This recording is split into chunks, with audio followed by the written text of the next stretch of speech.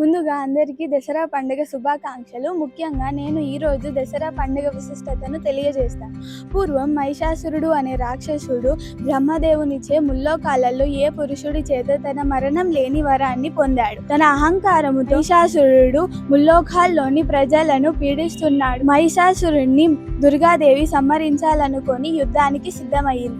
18 చేతులతో యుద్ధానికి సిద్ధమైన దుర్గాదేవికి తమ తమ ఆయుధాలను అందించారు దేవతలు. ఆయుధాలన్నిటిని చేతబట్టి సింహాన్ని వాహనంగా చేసుకుని మహిషాసురుడిని అంతమొందించడానికి దుర్గాదేవి సిద్ధమైంది.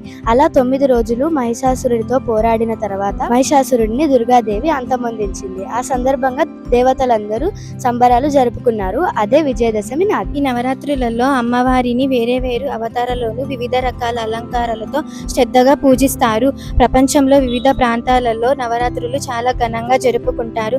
తెలంగాణలో అయితే బతుకమ్మ సంబరాలు, ఆడపడుచులు అందమైన బొడ్డెమ్మలతో ఈ దేవి నవరాత్రులు చాలా ఘనంగా జరుపుకుంటారు. ముఖ్యంగా విజయదశమి నాడు శమి వృక్ష పూజ అనేది ప్రత్యేకమైన ఘట్టం. శమి వృక్షం అనగా జమ్మి చెట్టు. జమ్మి ఆకులను బంగారంగా భావించి పెద్దలకు ఇచ్చి ఆశీర్వాదం తీసుకోవడం ఆనవాయితీ. తెలంగాణ ఆడపడుచుల అత్యంత ప్రీతికరమైన పండుగ ఈ దసరా పండుగ. అందరికీ దసరా పండుగ శుభాకాంక్షలు.